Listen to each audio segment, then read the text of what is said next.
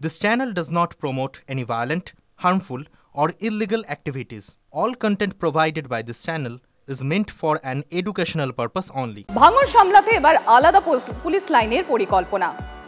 কলকাতা পুলিশেও আওতায় এনেও বাগে আসেনি ভাঙর। ৮টি থানা তৈরির ঘোষণা হলেও স্বস্তি নেই বিজয়গঞ্জ হাতিশালা থানা। একের পর এক অশান্তিতে উত্তপ্ত হয়ে ওঠা ভাঙরকে কি সত্যি শাসন করা সম্ভব?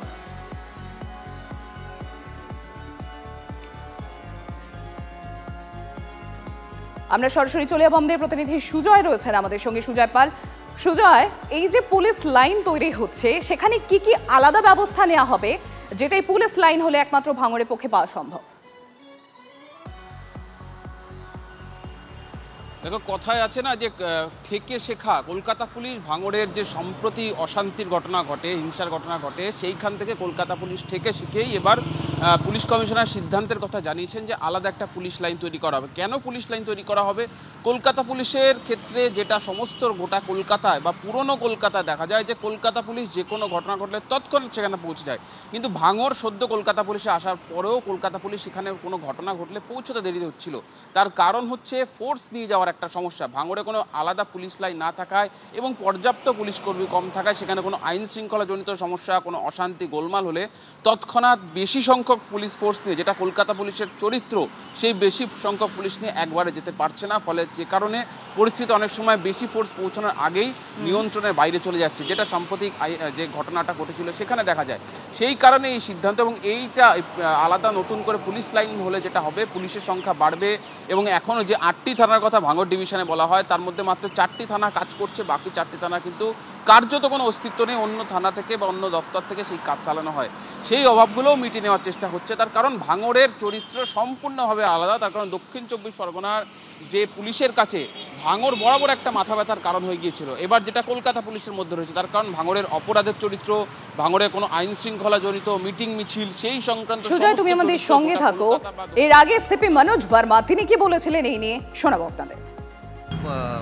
এই সেই দিনকার ইনসিডেন্ট যেটা আছে ওটা আমরা দেখতে এসেছি, প্লাস আরও কিছুদিন আগে আমরা আমাদের রিভিউ হয়, যে উইকলি রিভিউ হয়, ওই রিভিউতে আমরা ইনস্ট্রাকশন দিয়েছিলাম দ্যাট এখানে কিছু থানা যে স্যাংশন হয়েছে এই থানাগুলো যাতে চালু হয়, অ্যান্ড একটা পার্মানেন্ট পুলিশ লাইনের জন্য এখানে ল্যান্ডের জন্য আমরা ডিএম সাউথ 24 পরগনাকে লিখেছি।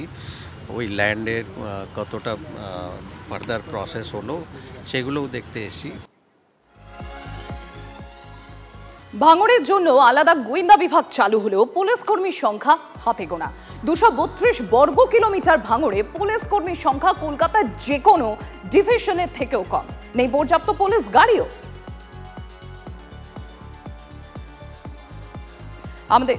আমাদের সঙ্গে রয়েছেন তৃণমূল কংগ্রেসের বিধায়ক শওকত মোল্লা। শওকত সাহেব, আপনার কি মনে হয় এই যে আলাদা করে পুলিশ লাইন হচ্ছে তারপরে এই যে ভাঙড়ের পরিস্থিতি সেটা নিয়ন্ত্রণে আনা সম্ভব?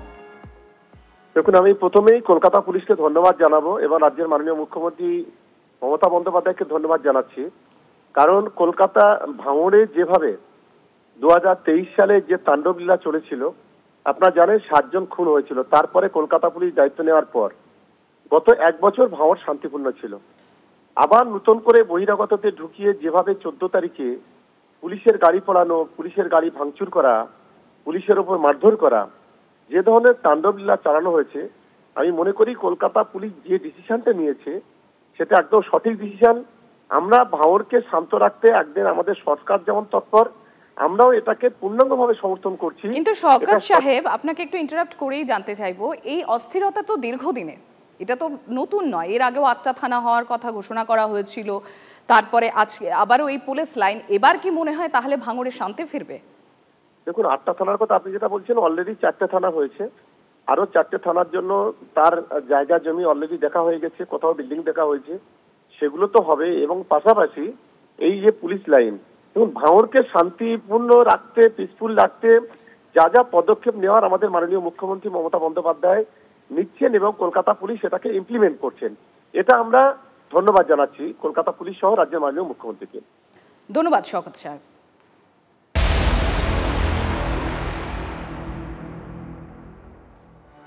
এবার নজর পরের খবরে। মুখ্যমন্ত্রীর অনুরোধ ধরিয়েই হিংসা কবলিত এলাকায় যাচ্ছেন রাজ্যপাল। প্রথমে যাবেন মালদার বৈষ্ণবনগরে, দেখা করবেন মুর্শিদাবাদের ঘরছাড়াদের সঙ্গে, আর তারপর মুর্শিদাবাদের হিংসা কবলিত এলাকায় যেতে চান আনন্দ বোস। গতকালই ঘরছাড়াদের নিয়ে রাজ্যপালের সঙ্গে দেখা করেন সুকান্ত মজুমদার। হিংসা কবলিত এলাকা চাক্ষুষ করতে চান বলে জানান রাজ্যপাল, যদিও এখনই উপদ্রুত এলাকায় না যেতে রাজ্যপালকে অনুরোধ করেন মুখ্যমন্ত্রী Mamata Bandyopadhyay.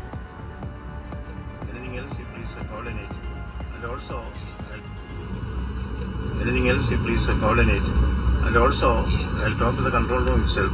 You also please keep a watch on that and tell me if there is any major development.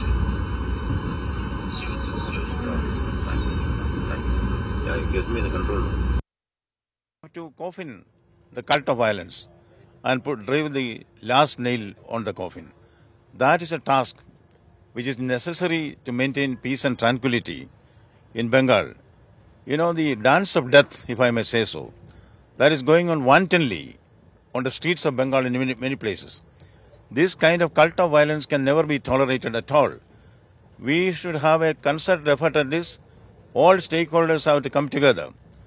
After visiting the field and sharing the feelings of the people there, the sufferers, the victims, I will certainly have a plan of action to take it in a mission mode, that is to fight against violence at any cost.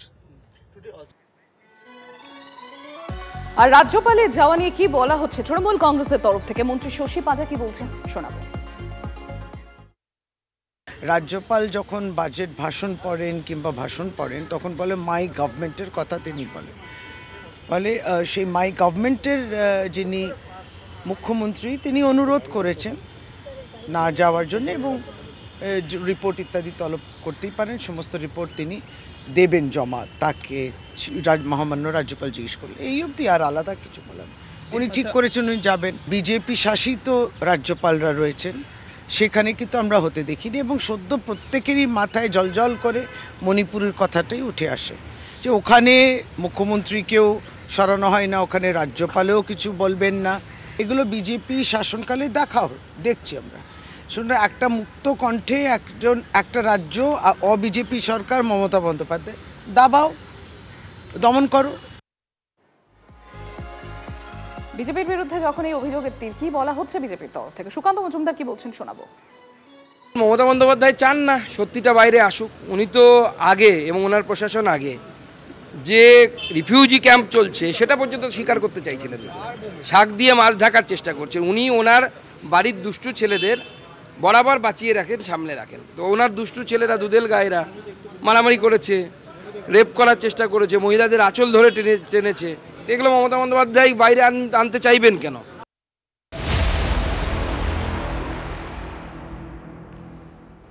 মালদায় জাতীয় মানবাধিকার কমিশনের প্রতিনিধি দল বৈষ্ণবনগরে ঘরছাড়াদের সঙ্গে কথা প্রতিনিধি দলের, আর পরিস্থিতি খতিয়ে দেখে কেন্দ্রকে রিপোর্ট দেবে এনএইচআরসি। শুভতোষ আমাদের প্রতিনিধি রয়েছেন আমাদের সঙ্গে। শুভতোষ, এখন এই মুহূর্তে প্রতিনিধি দল তারা কোথায় রয়েছেন এবং কি করছেন? দেখো, 3 জনের প্রতিনিধি দল জাতীয় মানবাধিকার কমিশনে, তারা এই মুহূর্তে কথা বলছেন পাল্লালপুর হাই স্কুলে যে সমস্ত আক্রান্তরা রয়েছেন এবং সেখানে যারা দুলিয়ান থেকে যারা পালিয়ে এসছেন সেই সমস্ত, বিশেষ করে মহিলা, যাদের মধ্যে প্রায় অধিকাংশই মহিলাই রয়েছেন এখনো পর্যন্ত, এবং সঙ্গে একদম শিশু যারা রয়েছে, শিশু, কিশোর, কিশোরী, এই ধরনের বয়সের বিভিন্ন বয়সের তাদের সন্তানরাও রয়েছে, এবং তাদের সঙ্গে কথা বলছেন এই মুহূর্তে এবং তাদের কাছ থেকে বিস্তারিত শুনছেন। বিশেষ করে তাদের উপর হামলা ঠিক কখন হয়েছিল, কিভাবে হয়েছিল, কতক্ষণ ধরে চলেছিল, এবং সেখানে কি কি ক্ষতি হয়েছে। মূলত তাদেরকে যারা হামলা চালিয়েছিল তারা ঠিক কোথাকার, তাদেরকে আদৌ তারা চিনতে পারেন কিনা, এই সমস্ত বিষয়ে এই সমস্ত প্রশ্নগুলো তারা করছেন এবং সেই অনুযায়ী সেটা নোট করছেন, এবং এরপরে তারা বেরিয়ে যাবেন। এবং তারপরে এখানে কিন্তু জাতীয় মহিলা কমিশনের সদস্যরাও আসবেন এবং এখানে এসে তারাও ঠিক একইভাবে কথা বলবেন। তবে তার আগে তাদের সঙ্গে ডিএমএসপির কথা বলার কথা রয়েছে এবং ডিএমএসপির সঙ্গে তারা কথা বলে তারপরে কিন্তু এখানে তারা আসবেন। এর পাশাপাশি তোমাকে বলি যে রাজ্যপাল তিনিও 2:40 নাগাদ তিনি মালদা টাউন স্টেশনে নামবেন এবং সেখান থেকে তার সরাসরি এই পাল্লালপুর হাই স্কুলেই কিন্তু ঢোকার কথা, এবং এখানে এসে তিনিও এই যারা এই আক্রান্ত যারা রয়েছেন এখানে এই শিবিরে তাদের সঙ্গে কথা বলবেন এবং কথা বলে তারপরে তার খুব সম্ভাবনা রয়েছে এখান থেকে সরাসরি মুর্শিদাবাদের দিকে যাওয়া। ধন্যবাদ। এর পাশাপাশি আপনাদের জানাই, মুর্শিদাবাদের পথে জাতীয় মহিলা কমিশনের প্রতিনিধি দল নেতৃত্বে কমিশনের চেয়ারপারসন বিজয়া কিশোর রাহতকার 3 দিনের সফরে হিংসা কবলিত এলাকা খতিয়ে দেখবেন তারা।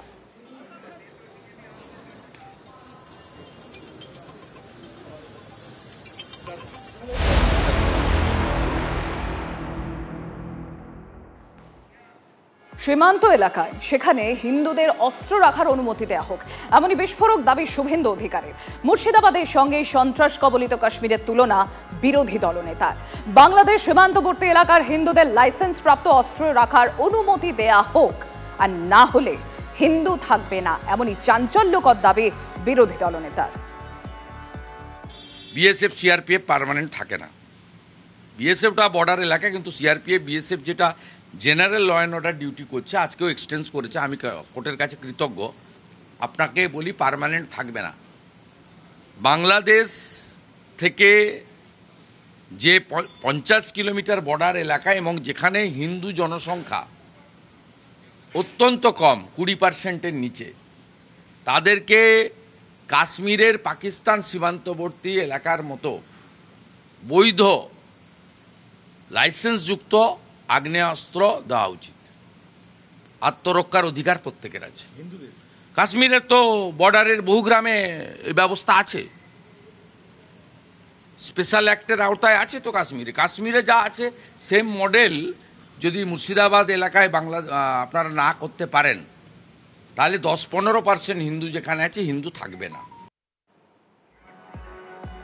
আয়ুর্বেদে কাজ না হলে অ্যালোপ্যাথি দরকার, শুভেন্দু দিলীপদের এই অস্ত্র নিদানের সমর্থনে এবার সুর চড়ালেন রাজ্য বিজেপি সভাপতি সুকান্ত মজুমদার। কি বলেছেন শোনাবো। আত্মরক্ষার জন্য যে কেউ নিজের বাড়িতে অস্ত্র রাখতে পারে। আমার প্রশ্ন হচ্ছে, হিন্দুরা অস্ত্র রাখবে কি রাখবে না, সেই বিষয়ে আপনাদের যাবার আগে যারা অস্ত্র রেখে বাড়ি থেকে অস্ত্র নিয়ে হামলা করছে তাদেরটা ভাবুন। কেন তাদের বাড়িতে অস্ত্র থাকছে এবং সেই অস্ত্র উদ্ধার করছে না কেন পুলিশ? যদি তারা অস্ত্র রাখতে পারে, এই সমস্ত দাঙ্গাকারীরা, সাধারণ হিন্দুরাও অস্ত্র রাখতে পারে। অস্ত্র রাখা উচিত। আমার বাড়িতেও অস্ত্র আছে। আমাদের সকলকে অনুরোধ করব, বাড়িতে অস্ত্র রাখুন। কারণ এই পুলিশ প্রোটেকশন দিতে পারছে না। যদি পুলিশ প্রোটেকশন দিতে পারতো, আমি বলতাম সবাইকে যে অস্ত্র আপনারা থানায় জমা দিয়ে দিন, কোনো অস্ত্র রাখার দরকার নেই, পুলিশ প্রোটেকশন দেবে। আর এই নিয়ে আমরা কথা বলেছিলাম তৃণমূল কংগ্রেসের রাজ্য সহ-সভাপতি জয়প্রকাশ মজুমদার এবং সিপিআইএম-এর কেন্দ্রীয় কমিটির সদস্য সুজন চক্রবর্তীর সঙ্গে। তারা কি বলছেন শুনুন। এদের গুরু হচ্ছে আরএসএস। মনে রাখা দরকার, এরাই হচ্ছে শান্তিবাদী অহিংস নেতা গান্ধীকে খুন করেছিল সেই গডসের পার্টি। গডসে হাতে রিভলভার তুলে নিয়েছিল গান্ধীকে হত্যা করার জন্য। সুতরাং শুভেন্দু অধিকারী আজকে অন্য লোকজনদের হাতে অস্ত্র তুলে নেওয়ার কথা বলবেন, ভারতের গণতন্ত্রের পরিপন্থী হিংসামূলক একটা আচরণ এবং মাওবাদীদের মতন কথা, নকশালবাদীদের মতন কথা, বন্দুকের নলি ক্ষমতার উৎস, এইসব যে শুভেন্দু অধিকারী বলবেন, এতে আশ্চর্য কি? কিন্তু ভারতের আইন তো এটাকে মানে না। সুতরাং এই সব কথা বলার জন্য শুভেন্দু অধিকারীকে গ্রেপ্তার করা উচিত এবং জেলে ভরে দেওয়া উচিত। লেখাপড়া, শিক্ষা, সংস্কৃতি, কৃষি শিল্পের বাংলা, তাকে ধ্বংস করে গুলি বোমা বন্দুকের বাংলায় পরিণত করতে চায় শুভেন্দু অধিকারীরা। তাকে সাহায্য করে তৃণমূলের বাহিনী। সেই কারণেই রাজ্যে দিদি আর কেন্দ্রে মোদি মুর্শিদাবাদে মানুষ কখনো দেখেনি যে ঘটনা এখন দেখছে। এতে শুভেন্দু খুশি হচ্ছে। আরো গুলি, আরো বন্দুক, তাতে তৃণমূলের লাভ, বিজেপির তো আরো লাভ। এই একটা বিভাজনের রাজনীতি করে যদি ওদের সুবিধে পাওয়া যায়, তাহলে মানুষের জীবন জীবিকা, নিজস্ব অধিকার, সেই প্রশ্ন থেকে মানুষকে সরিয়ে রাখা যাবে। বিজেপির রাজনৈতিক লক্ষ্য সেটা। দুর্ভাগ্য এবং ব্যবস্থা নেওয়া উচিত। গ্রাম ছাড়া পেরোনো যাবে না ভোট বৈতরণী, আর এই বুঝে এবার গ্রামে গ্রামে যাওয়া তোড়জোড় পদ্ম নেতাদের। আম্বেদকরের জন্মদিন থেকে প্রতিদিন গ্রামে কাটাবেন বিজেপি নেতারা, এমনই জানিয়েছেন রাজ্য বিজেপি সভাপতি সুকান্ত মজুমদার। ভোট যত এগিয়ে আসবে ততই বাড়বে আন্দোলনের ঝাঁজ, দাবি বিজেপির রাজ্য সভাপতি। বিজেপির কার্যকর্তারা অলরেডি আন্দোলনে আছে, আগামী দিনেও আন্দোলনে নামবে এবং প্রত্যেক জেলায় জেলায় আমরা আগামী দিনে আইন অমান্য বা ডিএম বা এসপি অফিস ঘেরাও, কোথাও সাব ডিভিশনাল অফিস ঘেরাও পরিস্থিতি অনুসারে আমরা প্রত্যেক জেলায় জেলায় করব। বিজেপি আন্দোলন আগামী দিনে আরও তীব্র থেকে তীব্রতর হবে। নাম বলতে আমরা মানে ডক্টর আম্বেদকর, ভীমরাও আম্বেদকরের জন্মজয়ন্তী থেকে আগামী দিনে এই কর্মসূচি নিতে চলেছি। প্রত্যেক নেতা কোনো না কোনো গ্রামে যাবেন এবং পুরো দিন সেই গ্রামে সময় কাটিয়ে তারপরে আসেন। শুনলেন সুকান্ত মজুমদার তার বক্তব্য যে যত দিন এগোবে অর্থাৎ ভোটের দিন যত এগিয়ে আসবে ততই তারা ঝাঁঝ বাড়াবেন, আন্দোলনের ঝাঁঝ বাড়বে। ডিএম অফিস থেকে শুরু করে একের পর এক কর্মসূচি তারা নিয়েছেন। আর ভোট বৈতরণী পার হতেই কি তাহলে এই গ্রামে গ্রামে যাওয়ার কর্মসূচি বিজেপি নেতাদের? প্রতিদিনই গ্রামে কাটাবেন বিজেপি নেতারা। সুকান্ত মজুমদারের বক্তব্য আপনাদের শোনালাম। তৃণমূল নেতা তন্ময় ঘোষ রয়েছেন আমাদের সঙ্গে। তন্ময় বাবু, কি বলবেন? ভোট বৈতরণী পার হতে এবার বিজেপি গ্রামে গ্রামে টার্গেট, তাদের কর্মসূচি সেখানে। হ্যাঁ, ওনারা করুন, ওনাদের শুভেচ্ছা থাকলো। ওনারা গ্রামে শহরে যেখানে ইচ্ছে যান। ওনারা আসলে বিভিন্ন রকম ভাবে চেষ্টা করছেন, কিন্তু ওনারা জানেন না যে গ্রামের প্রতিটি মানুষের সঙ্গে মমতা বন্দ্যোপাধ্যায়ের যোগাযোগ আছে। এখনো মমতা বন্দ্যোপাধ্যায় যখন গ্রামে যান, সেই গ্রামের চায়ের দোকান, মুদির দোকান থেকে শুরু করে পাড়ার লোকজন, তাদের বিভিন্ন লোকের সঙ্গে ব্যক্তিগতভাবে উনি কানেক্ট করতে পারেন। আগে এই 50 দশকের যে মানুষের সঙ্গে রাজনীতি করে আজকে এখানে মমতা বন্দ্যোপাধ্যায় পৌঁছেছেন, সেই জায়গায় ওরা পৌঁছান, তারপরে লড়াইয়ের কথা ভাববেন। আমাদের শুভেচ্ছা থাকলো। ওনারা শহরটা অন্তত ছেড়ে দিয়েছেন। এতদিন বলছিলেন শহর নিয়ে তারা দখল করবেন, এখন বলছেন গ্রামে। ওনারা চেষ্টা করতে থাকুন। শুভেচ্ছা 2026-এ 26 পেরোনোর জন্য শুভেচ্ছা থাকবে। ধন্যবাদ তন্ময়বাবু। হকের দাবিতে পথে প্রতিবাদ, যোগ্য চাকরিহারাদের। শিক্ষকদের বিক্ষোভ কর্মসূচি, শিক্ষকদের উপর পুলিশের নির্যাতনের প্রতিবাদে প্রতীকী অনশন। 12 ঘন্টা প্রতিবাদ কর্মসূচি ডাক জেলার যোগ্য চাকরিহারা শিক্ষকদের। আমাদের 12 ঘন্টার অনশন, আর এই অনশনের আমাদের একটাই উদ্দেশ্য, আমাদের প্রতিবাদ। দুর্নীতি মুক্ত সমাজ গড়তে হবে এবং শিক্ষাকে দুর্নীতির আঙ্গিনা থেকে মুক্ত করতে হবে। এটাই আমাদের সরকারের বিরুদ্ধে প্রতিবাদ। ফের আবাস যোজনায় দুর্নীতির অভিযোগ, দ্রুত প্রকল্পের টাকা পাইয়ে দেওয়ার নামে প্রতারণার অভিযোগ। বালুরঘাটের ভাতপাড়া অমৃতখান চক ভিগু গ্রাম পঞ্চায়েত এলাকায় অভিযোগের পাহাড়। TV9 বাংলা খবর করতেই প্রশাসনিক তৎপরতা। বালুরঘাট ব্লকের পঞ্চায়েত প্রধান, উপপ্রধান ও সরকারি কর্মীদের নিয়ে তড়িঘড়ি বৈঠক। প্রতারণা রুখতে একাধিক নির্দেশিকা জারি ব্লক প্রশাসন। বাংলার জেলায় জেলায় বৃষ্টির দাপট, ঝোড়ো হাওয়ার সঙ্গে ব্যাপক শিলাবৃষ্টি, লন্ডভন্ড হুগলির বিভিন্ন এলাকা। সকাল থেকে আকাশ পরিষ্কার থাকলেও বেলা বাড়তেই আকাশের মুখ ভার। বিক্ষিপ্ত বৃষ্টিতে গরম থেকে কিছুটা স্বস্তি মিলেছে জেলাবাসী।